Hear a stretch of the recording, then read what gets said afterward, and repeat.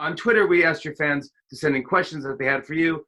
And in light of everything going on, all these questions are from fans who are working on the front lines and at essential businesses.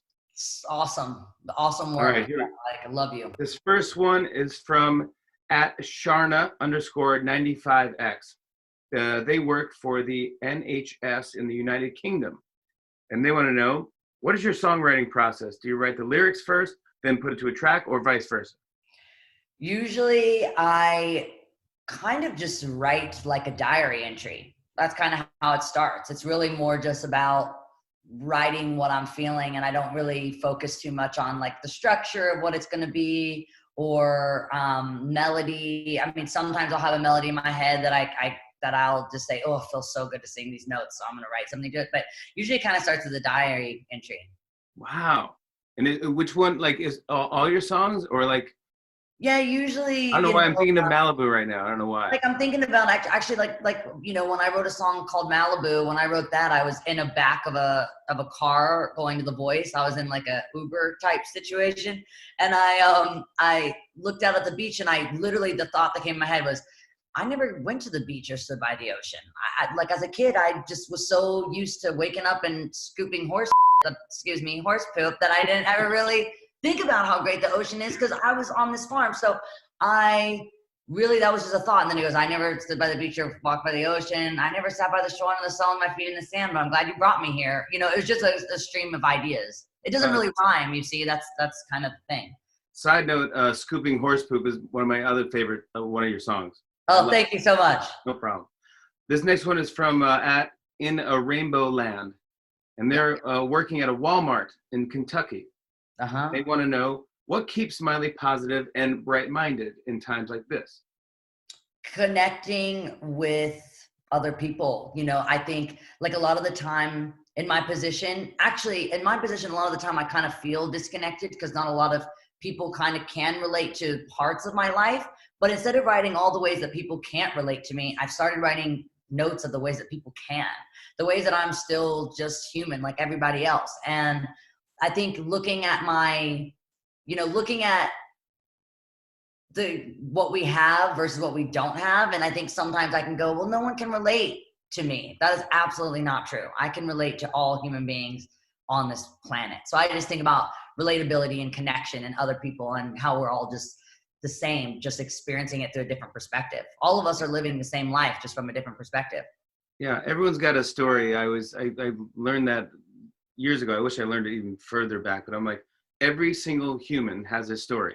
Yeah. And it's like, you don't know what their day has been or what their life was like or where they came from. So treat everyone equally, because everyone's got some type of thing that went down, and I just respect for other humans, I guess.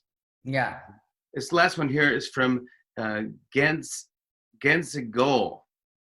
They work as a nurse in Canada, and they want to know, what is Miley's favorite old song, and do those songs still mean as much now as they did when she was younger?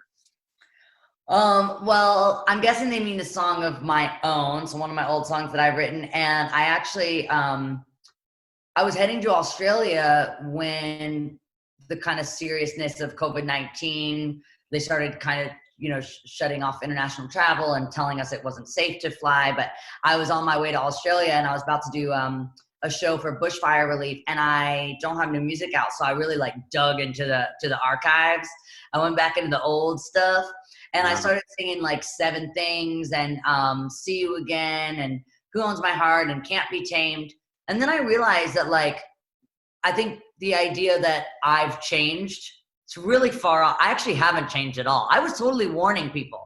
My first song, I Can't Be Tamed, is like, I want to fly, I want to drive, I want to go, and I think that I still really relate to songs like that. It's that I want to be a part of something that I don't know, and if you try to hold me back, I'm bound to explode. By now you should know that I can't be tamed, and like, so I was already telling y'all that I was, that something was about to happen, that I wasn't Hannah Montana, but so I still relate to those songs a lot. So I really love that record that I made, I Can't Be Tamed. That's one of my favorite songs.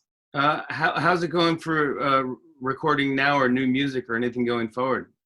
It's definitely an interesting time, because I've talked to other artists about this. Like, my music is about like dancing with each other and getting sweaty and going out to the club and sharing drinks and cheersing and sharing a J or whatever it is. And when you can't do that anymore, it feels like my music is a type of music that you want to really connect with people. So holding in until everyone can safely go and party together again.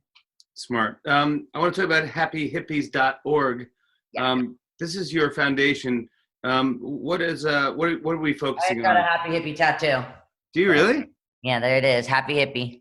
Come on. I got a tattoo of everything. Yeah, you really have thought of everything. Even your logo, by the way. You have a great set. I don't even have a set. I know. I can't wait to make yours. I've got that screenshot of your mouth, and it's going to be a little different because it'll be bearded. But I will bejewel your tongue. This is how you know someone's got a lot of time on their hands.